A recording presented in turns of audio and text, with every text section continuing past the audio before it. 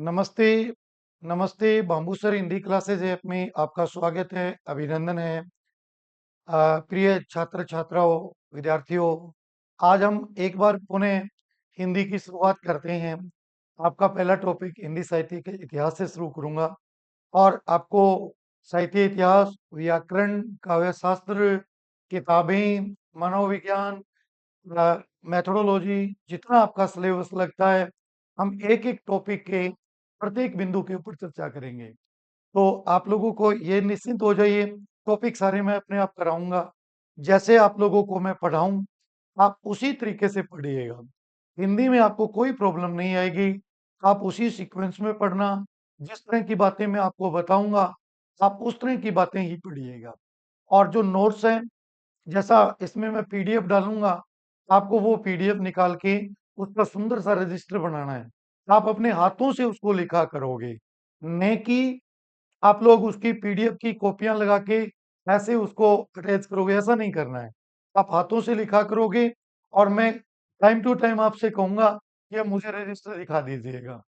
तो आप लोग जैसी मैं तैयारी चाहता हूँ, आपको उस तरह की तैयारी करनी है। तो आज शुरुआत करते हैं। बुधवार है, भगवान गणेश जी का बहुत बड़ा वार है और भगवान आपको सद्बुद्धि दे, आपको सफलताएं दे और भगवान मेरी वाणी में वो दम दे जिससे मैं आपका कल्याण कर सकूं। तो शुरुआत करते हैं हिंदी साहित्य के इतिहास लेखन की परंपरा से।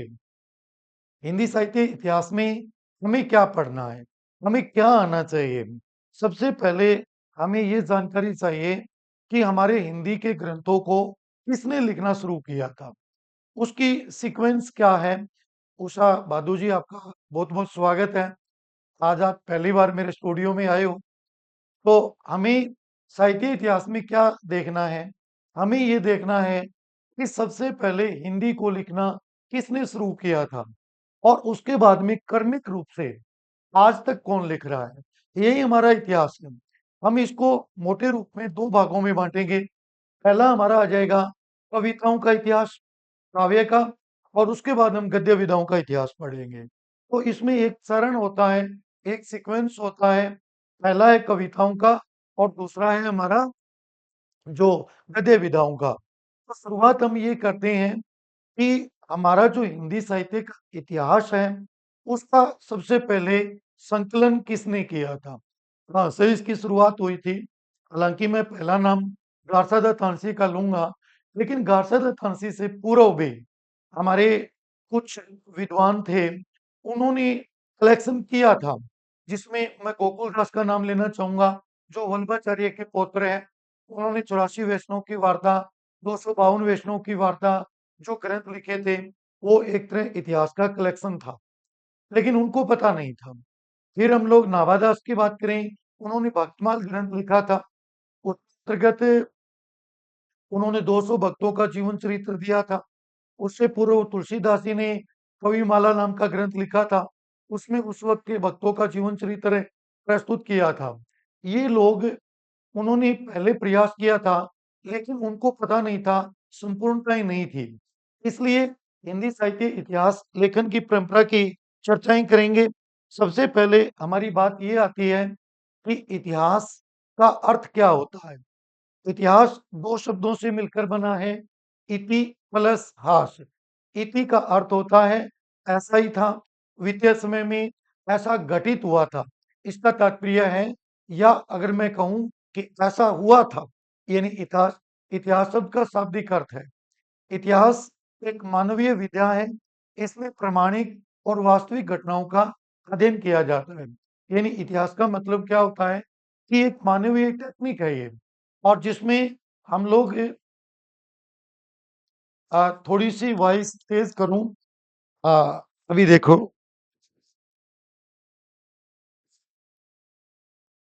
हाँ जी, अब देखिएगा रेखा आपको कैसी लग रही है। हाँ जी, तो इतिहास एक मानवीय विधा है। इसमें प्रामाणिक और वास्तविक घटनाओं का अध्ययन किया जाता है। यानी क्या हुआ, और इतिहास केवल ऐसा ही नहीं है कि हमने उसको पढ़ लिया। हमने उससे सबक लेते हुए जो हमने पहले गलतियां की थी, उसका निराकरण करने के लिए हम लोगों को इतिहास के बारे में जानना पड़ता है। यानी इतिहास हमें ये कहता है कि जो अतीत में आपने जो गलतियां की थी उसको दोबारा ना दोहराई जाए, इसलिए इसका जिक्र किया जाता है। अब अपनी बात करते हैं। ये है हमारे विद्वान आचार्य रामचंद्र जी शुक्ल साहब। फोटो आप लोगों को इसके ऊपर दिखाई दे रही है। साहित्य और समाज का घनिष्ठ संबंध है। साहित्य के अंतर्गत आने वाले ग्रंथों का देखिए, इन्होंने पहली बात क्या लिखी कि साहित्य और समाज का घनिष्ठ संबंध होता है, और साहित्य समाज को और समाज साहित्य को प्रभावित करता रहेगा। साहित्य इतिहास का मतलब क्या है कि साहित्य के अंतर्गत आने वाले ग्रंथों का क्रमबद्ध रूप से विवरणिका देना साहित्य इतिहास कहलाता है। क्रमबद्ध मतलब पहले किसने लिखा, पहले सरप्पा ने लिखा, बाद में डोमिपा ने लिखा, बाद में किसी और ने लिखा, बाद में किसी और। तो क्रमबद्ध जो विवरणिका है ना, उसको हम लोग साहित्य इतिहास कहेंगे। आचार्य शुक्ल क्या कहता है कि प्रत्येक देश का साहित्य वहां की जनता का अ, चित्तवृत्तियों का प्रतिबिंब होता है, और जैसे जैसे चित्तवृत्ति बदलेगी साहित्य बदल जाता है। आचार्य शुक्ल ये कहते हैं कि साहित्य इतिहास का तात्पर्य है कि वहां का जो जनता है उसकी कैसी मनोवृत्ति है, और उसकी मनोवृत्ति के अनुसार साहित्य लिखा जाता है। अगर आप लोग हिंदी को देखोगे, आदि काल में युद्धों की बात है, भक्ति काल में परमात्मा की भक्ति की बात है, और उसके बाद में रीति काल में नारी सौंदर्य की बात है। भारतेंदु युग के अंतर्गत जो है देश राष्ट्र की बातें हैं। तो जनता की मनोवृत्ति बदलती गई, चित्त वृत्तियां बदलती गई, तो साहित्य बदलता जाता है। तो आचार्य शुक्ल क्या कहता है, प्रत्येक देश का साहित्य वहां की जनता की चित्त वृत्तियों का हो गई थी 8:30 से 9:10 तक, और अब 9:15 से 10 तक साहित्य चलेगा।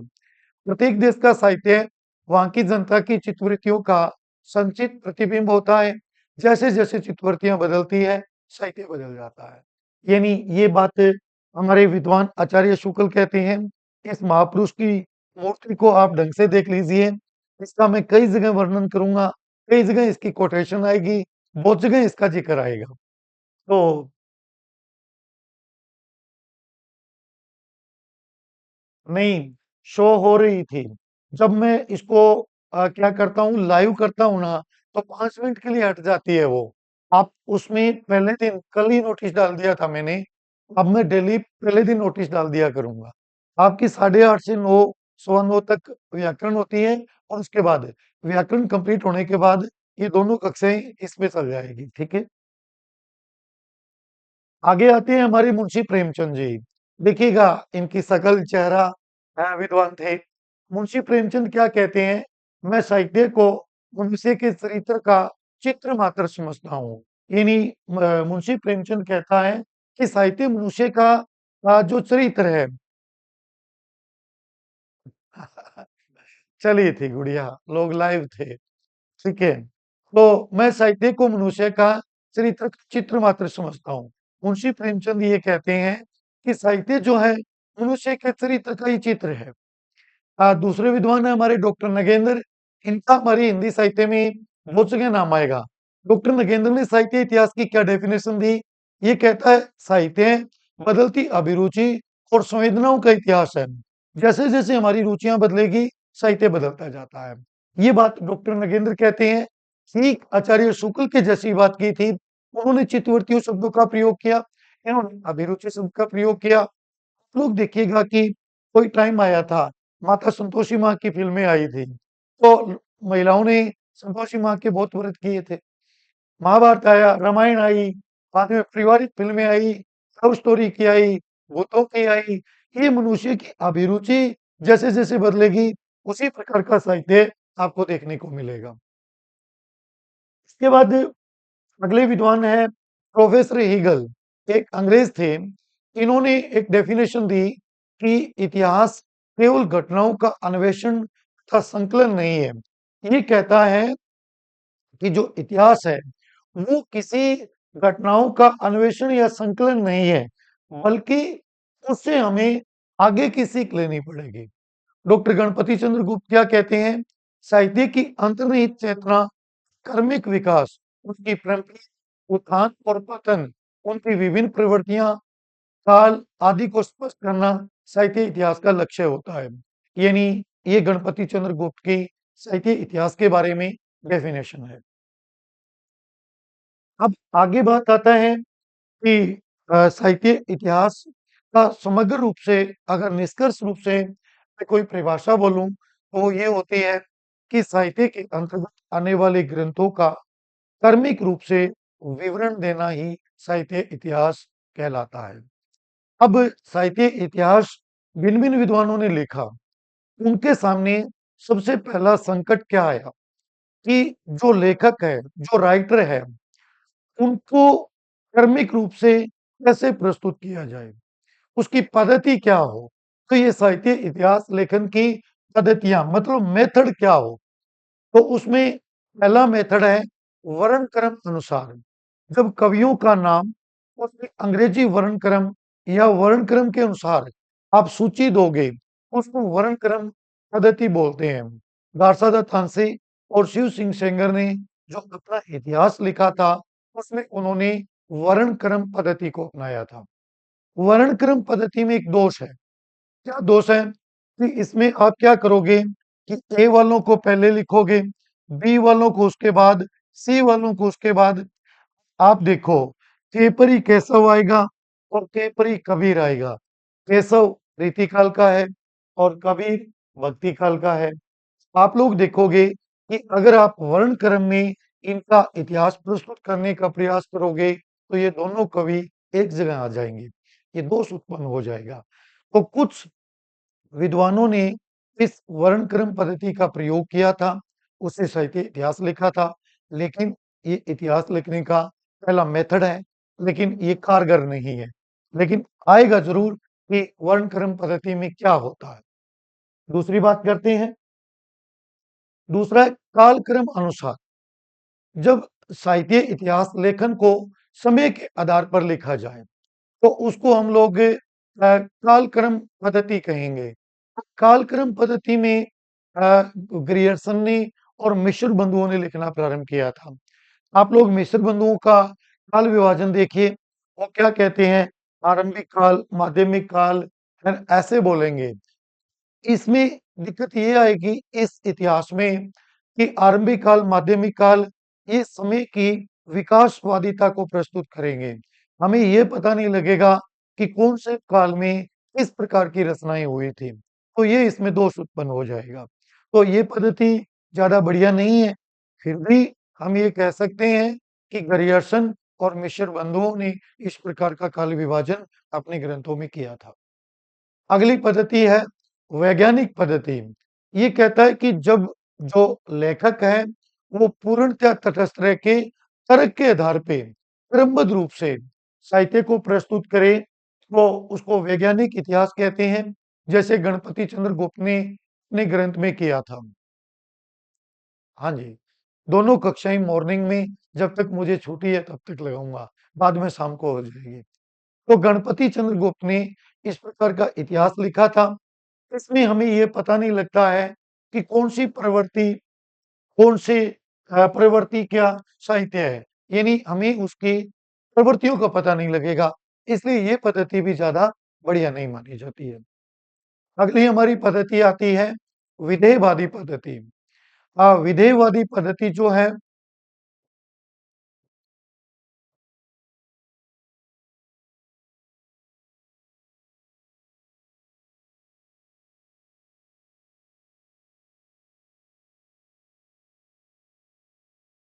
हाँ, इन्होंने नहीं किया था। बिल्कुल, प्रवृत्तियों का, बिल्कुल, उसी की बात करेंगे अभी उषा जी। हाँ जी, विधेयवादी पद्धति यह साहित्य इतिहास लेखन की सबसे श्रेष्ठ पद्धति है।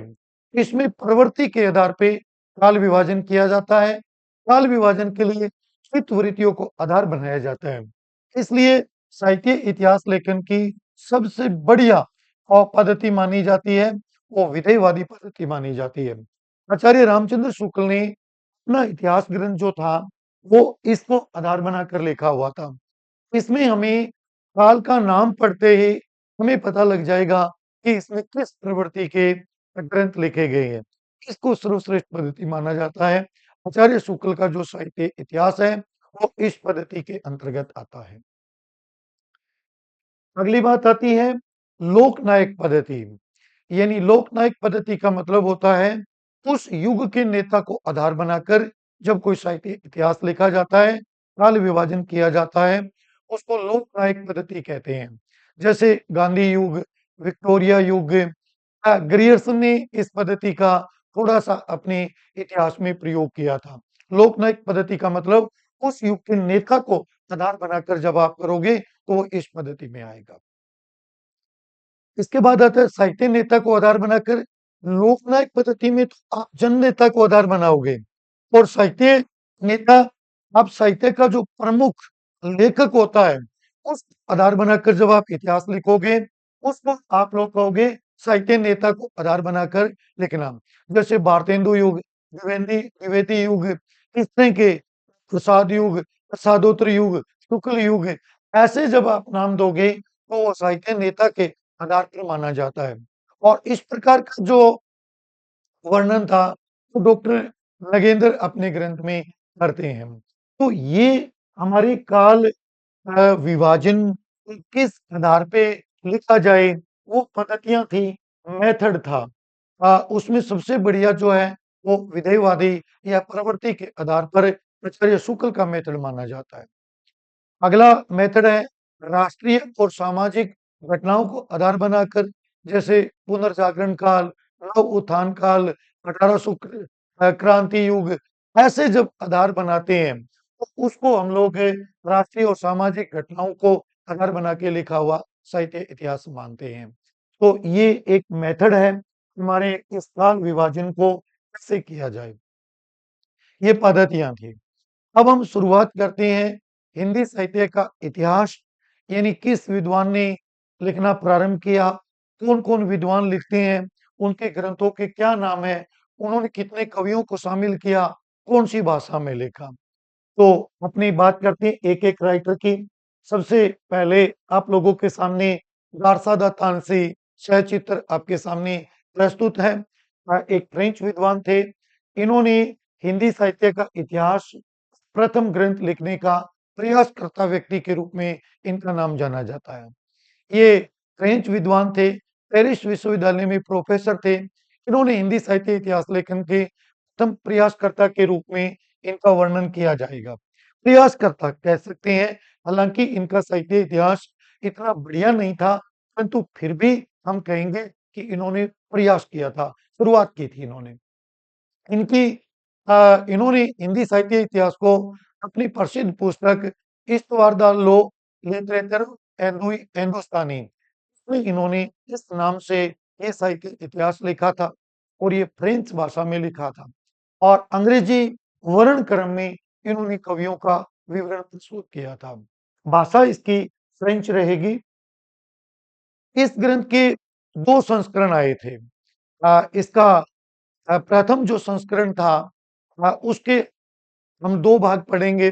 देखिए इसका प्रथम संस्करण है, इसके टोटल तो दो संस्करण है। पहले संस्करण के दो भाग है, दूसरे के आगे तीन आएंगे। तो इसके प्रथम संस्करण है उसके दो भाग थे। प्रथम भाग आया इसका 1839 में, यानी और दूसरा भाग इसका आया था 1847 में। ग्रंथ के संस्करण दो है, भाग पांच है। प्रथम संस्करण के दो भाग है। प्रथम भाग 1839 और द्वितीय भाग 1847 में आया था।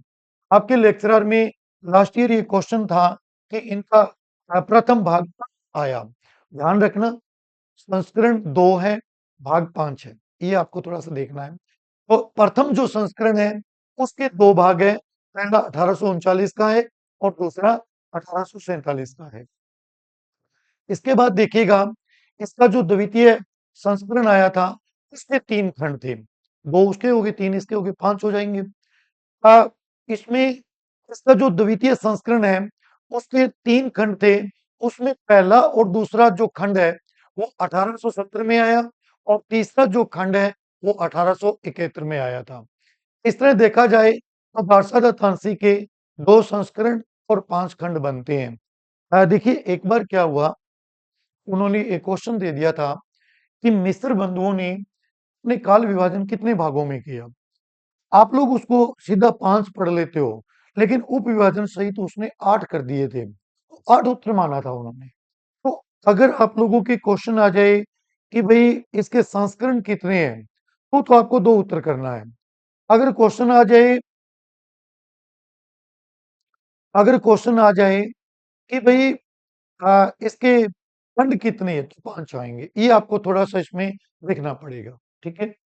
अब बात करते हैं कि इस पुस्तक का प्रकाशन the oriental translation committee Ireland के द्वारा किया गया था। इस ग्रंथ में अंग्रेजी वर्ण क्रम में कवियों का जो है वर्णन प्रस्तुत किया। मैंने आपको थोड़ी देर पहले बताया था, ए वालों को एक साथ कर दिया, बी वालों को एक साथ कर दिया, सी वालों को, डी वालों को एक साथ कर दिया। कुल मिला के इस ग्रंथ के अंतर्गत काल विभाजन का प्रयास नहीं किया गया, केवल कवियों का परिचय प्रस्तुत किया गया था। आचार्य शुक्ल ने इस पुस्तक को संग्रह मात्र कहा था, यानी ये केवल कलेक्शन मात्र है, ठीक है? इसमें कुल 738 कवियों का वर्णन है, जिसमें 32 कवि हिंदी के हैं, शेष कवि उर्दू के हैं। ये मूल रूप से फ्रेंच भाषा में लिखा हुआ है। ये इसकी मुख्य बात है। अगर भाषा की मैं बात करूं, तो भाषा तो इसकी फ्रेंच मानी जाएगी और कवियों का जो वर्णन है, वो अंग्रेजी वर्ण क्रम में प्रस्तुत है। ये आपको इसमें ध्यान रखना पड़ेगा। इसके बाद कालांतर में बहुत सारे लेखकों ने इस ग्रंथ का अलग-अलग भाषाओं में अनुवाद किया था। कुल मिला के मैं मोटे रूप से 3 लोगों की बात बताता हूँ। पहला व्यक्ति था मौलवी क्रेमोदीन। इन्होंने 1848 ईस्वी में इसको तज़किर-ए-शुअरा नाम से उर्दू भाषा में प्रकाशित किया था, जिसमें कुल इसने 1000 कवि लिए थे और इसमें मात्र 60 कवि हिंदी के थे। यानी इसमें टोटल कवि कितने आ जाएँगे? 1004। तो गारसा दत्तांसी ने कितने कवि लिए थे? 738 लिए थे और उसमें हिंदी के कितने थे और इसमें उर्दू के कितने हैं, हिंदी के कितने हैं, ये आप लोगों के लिए सारे क्वेश्चन बनते जाएँगे, तो इन पे ध्यान देना पड़ेगा।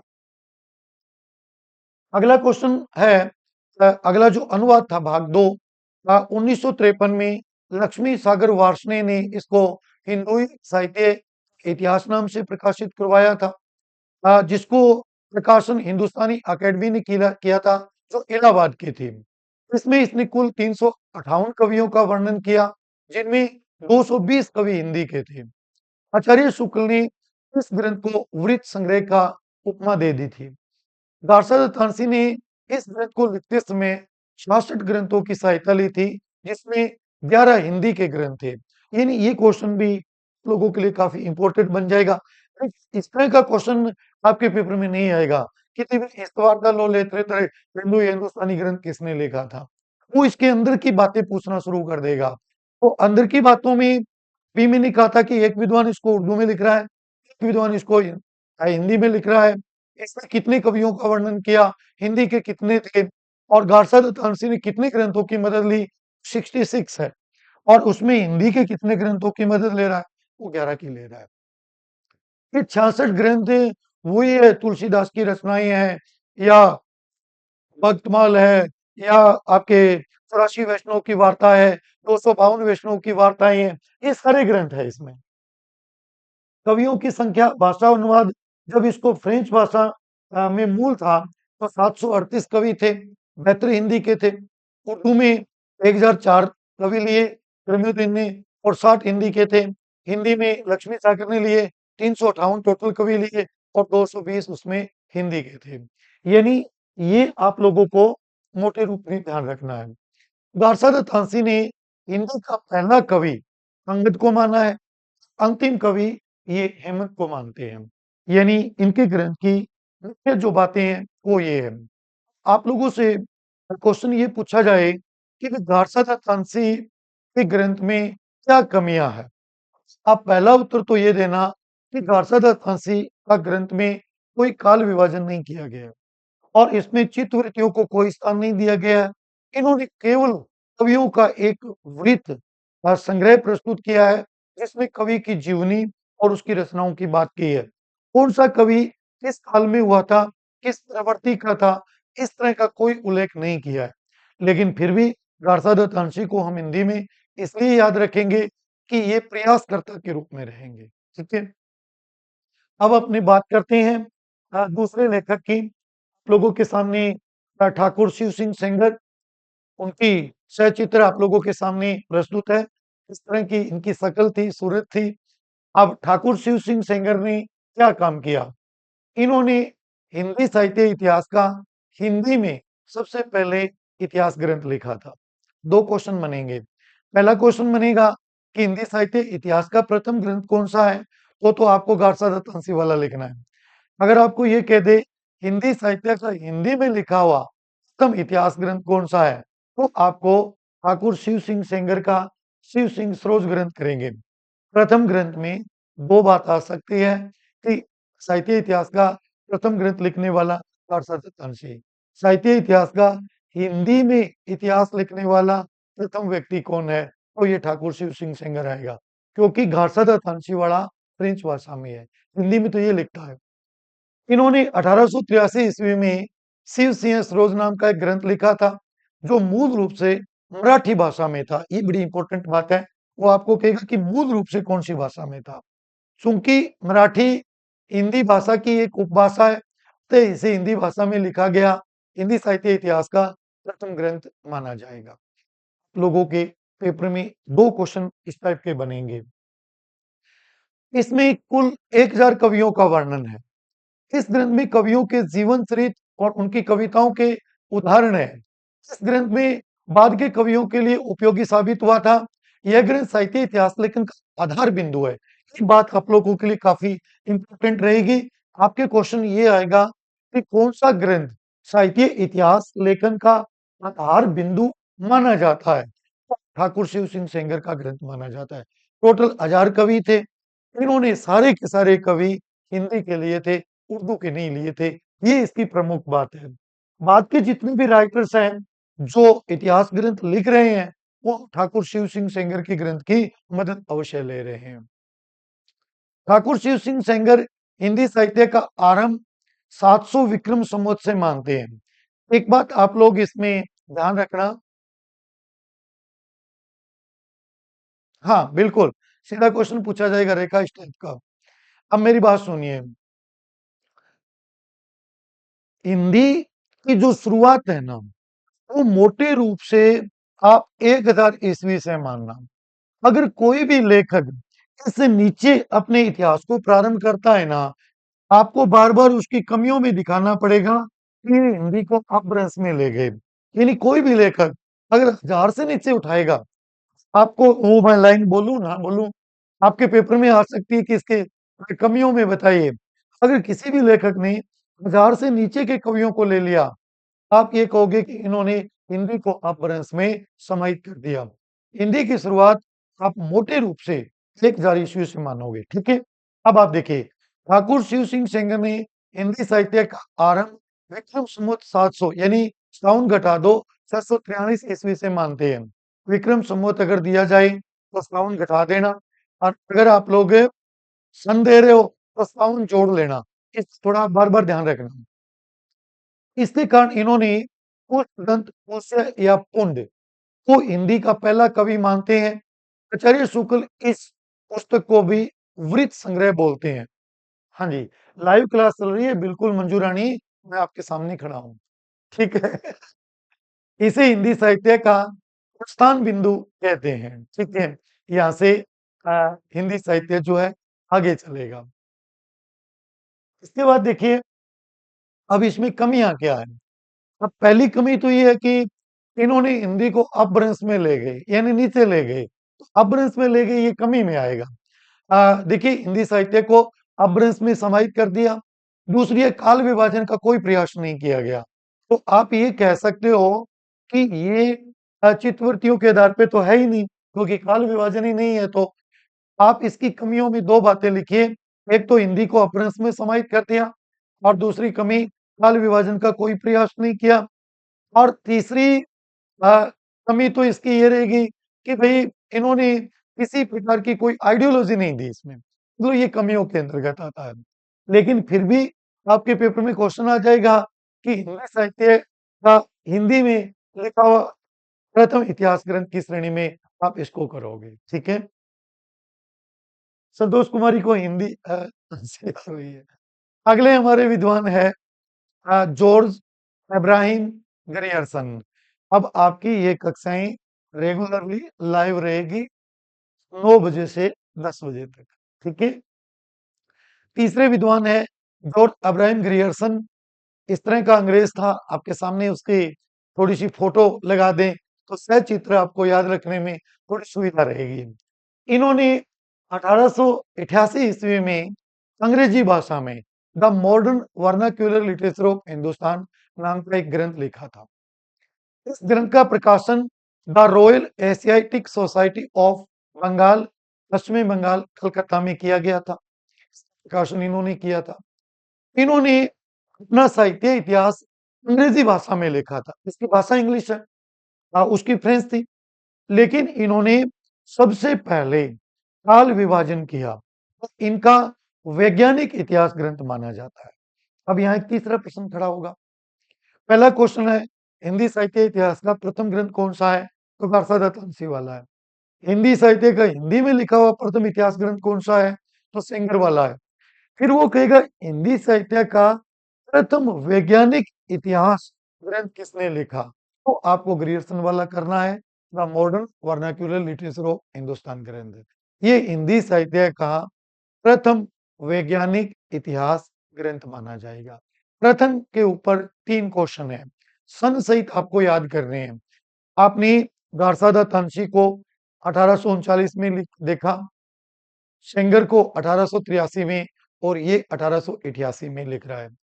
कल आपसे मैं सीधे क्वेश्चन करूंगा 88 में किसने लिखा, 83 में किसने लिखा, 47 में किसने लिखा, तो आपको सीधे नाम बताने हैं मुझे। ठीक है। आगे चलते हैं ग्रियर्सन की कहानी को। इन्होंने हिंदी साहित्य इतिहास लेखन में पहली बार काल विभाजन का प्रयास किया था। इन्होंने अपने ग्रंथ में 952 कवियों का वर्णन किया, जो सभी हिंदी भाषा के कवि हैं। आचार्य शुक्ल ने इस पुस्तक को बड़ा वृत्त संग्रह कहा। बाकियों को क्या बोला? वृत्त संग्रह। इसको क्या बोल रहा है? बड़ा वृत्त संग्रह कह के पुकार रहा है। आगे आप देखिए, इस ग्रंथ में कुल 12 अध्याय है। देखिए अध्याय 12 है, लेकिन कालखंड 11 है इसके, ये आप ध्यान रखना। आप लोगों को वो पूछे कि ग्रियर्सन ने कितने कालों में विभाजित किया? 11। ग्रंथ के कितने भाग है? 12। ये थोड़ा सा एक समझने वाली बात है उसमें। 11 कालखंडों में विभाजित किया। 12वें अध्याय में विविध अज्ञात कवियों और काल विभाजन से संबंधित कुछ निर्देश दिए थे।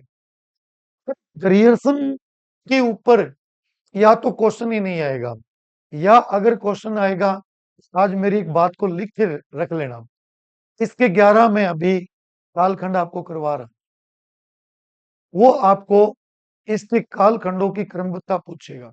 वो आपको ऐसा प्रश्न देगा, वो कहेगा इसके तीसरे, 5वें और 7वें भाग का नाम बताओ, या कहेगा कि 11वें, 9वें, 8वें का नाम बताओ, या कहेगा दूसरे, चौथे और छठे का नाम बताओ। तो आज आपको क्या काम करना है? ग्रियर्सन के जो मैं 11 कालखंड आपको बताऊं, आप उन 11 को लिख लिख के याद कर लेना। और कल मैं डायरेक्ट आपसे ये पूछूंगा, मुझे 7वें भाग का नाम बता दो, मुझे 5वें का बता दो, मुझे तीसरे का बता दो। आपको उत्तर देना है। ठीक है। तो पहले भाग का नाम रखा इन्होंने चारण काल, 700 से लेके 1300 ईस्वी तक।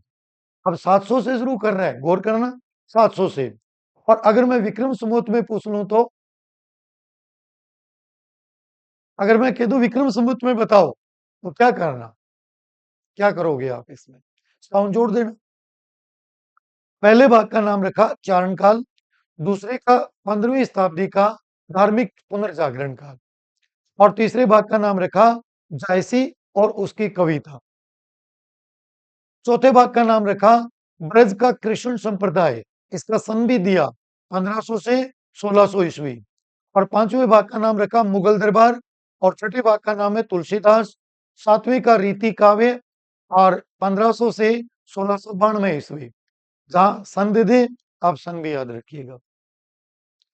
8वां है तुलसी के अन्य प्रवर्ती कवि, और 9वां है 18वीं शताब्दी, और 10वां है कंपनी के शासन में हिंदुस्तान, और 11वां है महारानी विक्टोरिया के शासन में हिंदुस्तान। यानी ये 11 काल हैं। तो आपके पेपर में आ जाए कि इन्होंने कितने कालों में विभाजित किया, तो 12 उत्तर मत कर देना। उसके भाग 12 है ग्रंथ के, 11 काल है इसके, ठीक है। अब आप देखिएगा कि प्रत्येक काल विभाजन के अंत में परिशिष्ट जोड़ा गया, जिसमें उस काल के गौण कवियों को स्थान दिया। और इस ग्रंथ में भक्ति काल को स्वर्ण युग की संज्ञा दी। ये काफी इंपॉर्टेंट क्वेश्चन है, कई पेपरों में आ चुका है कि ग्रियर्सन ने अपने कौन से ग्रंथ में भक्ति काल को स्वर्ण युग की संज्ञा दी थी। रस के लिए इन्होंने स्टाइल शब्द का प्रयोग किया था। Style, very good. अगली बात की तरफ मैं बढ़ता हूं। ग्रियर्सन ने अपने ग्रंथ को लिखते समय 3 लेखकों की मदद ली थी। यानी ये क्वेश्चन भी आप लोगों के लिए 12वीं में केवल निर्देश है, मैंने ऊपर ही पढ़ा दिया था, निर्देश दिए हुए हैं, कुछ अज्ञात कवियों की बातें की गई है, तो 12वीं का नाम नहीं है, इसलिए मैंने 11 बोला है। तो ग्रियर्सन ने मदद किस किस की ली? गारसादत्त हंसी की, शिव सिंह सेंगर की, नाभा दास के भक्तमाल ग्रंथ की, वेणी माधव दास के गोसाई सरित ग्रंथ की। ये काफी इंपॉर्टेंट रहता है, वो आपको पूछेगा गोसाई सरित किसकी रचना है, तो वेणी माधव दास की है। कालिदास त्रिवेदी के कालिदास हजारा ग्रंथ की मदद लेते हैं, और पंडित महेश दास के काव्य संग्रह ग्रंथ की, कृष्णानंद व्यास का राग कल्पद्रुम की, हरिश्चंद्र का सुंदरी तिलक की, सरदार कवि का श्रृंगार संग्रह की मदद लेते हैं। आगे देखिए, ग्रियर्सन ने तुलसी का वैज्ञानिक अध्ययन किया, और तुलसी पर उन्होंने 12 निबंध प्रकाशित करवाए थे। इन निबंधों का वाचन प्राच्य विद्या विशारद सभा वियना में किया गया था। ये क्वेश्चन भी एक दो पेपरों में मैंने देखा है कि ग्रियर्सन ने तुलसीदास के ऊपर कितने निबंध लिखे थे। 12 निबंध लिख रहे हैं, और उनका जो वाचन है वो प्राच्य विद्या विशारद सभा वियना में किया गया था। साथ ही ग्रियर्सन ने रामचरितमानस की 126 प्रतियों का प्रकाशन करवाने का काम भी इन्होंने किया था। ग्रियर्सन हिंदी भाषा को अंग्रेजी द्वारा आविष्कृत भाषा मानते हैं। ग्रियर्सन ये कहते हैं कि हिंदी की उत्पत्ति अंग्रेजी से हुई थी। ये ऐसा मानते हैं, ये इनके विचार है, लेकिन ऐसा कुछ नहीं हुआ था। ठीक है। किशोरीलाल गोस्वामी ने ग्रियर्सन के ग्रंथ का हिंदी में हिंदी साहित्य का प्रथम इतिहास ग्रंथ नाम से प्रकाशन करवाया 1957 में। यानी ये इनका अनुवाद है किशोरीलाल गोस्वामी का, और 1957 में ये अनुवाद कराता है। अब हम बात करते हैं कि ग्रियर्सन का जो ग्रंथ था उसमें क्या कमियां रह गई थी। देखिए, पहली कमी तो इसकी ये आएगी कि ग्रियर्सन ने इतिहास लेखन में प्रवृत्ति को आधार नहीं बनाया, तो ये कमी इसकी सबसे बड़ी मानी जाएगी। दूसरी है, इन्होंने हिंदी को अपभ्रंश में समाहित कर दिया, क्योंकि ये 1000 से नीचे लेकर जा रहे हैं, क्योंकि इन्होंने चारण काल का समय क्या रखा, 700 ईस्वी रखा था। अगली बात की तरफ बढ़ते हैं। अगले हमारे राइटर आते हैं मिश्र बंधु। यानी ये 3 भाई थे। इनके नाम थे श्याम बिहारी मिश्र, गणेश बिहारी मिश्र और सुखदेव बिहारी मिश्र। परंतु आधुनिक साहित्यकार जो है वो गणेश बिहारी की जगह कृष्ण बिहारी मिश्र को मान रहे हैं, तो मैंने उसका नाम भी ब्रैकेट में इंक्लूड कर दिया है। पहले वाले तो इन तीनों को मानते थे, वर्तमान वाले इसकी जगह कृष्ण बिहारी मिश्र को मानते हैं। देखिए, मिस्र बंधु विनोद जो ग्रंथ है उसको हम लोग कल उसको पढ़ेंगे। उसके कितने पार्ट हैं, कौन सा पार्ट कब आया, इसकी चर्चा हम लोग कल करेंगे। तो आज की आपकी क्लास इतनी। कल से आपकी ये 1 घंटे की क्लास हुआ करेगी, 9 से लेके 10 बजे तक। आप रेडी रहना। और जो पुराना मेरा बैच चल रहा है उसमें व्याकरण के कोई 2-4 टॉपिक रह गए हैं, वो 8:30 से 9 बजे लाइव कराता हूँ। उसको मैं 4-5 दिन में कंप्लीट कर दूंगा। फिर उसके बाद में इस बैच में शुरू करेंगे दूसरा पार्ट, 2 पार्ट बराबर चलाएंगे। तो आज की आपकी कक्षा इतनी। बहुत बहुत धन्यवाद आपका।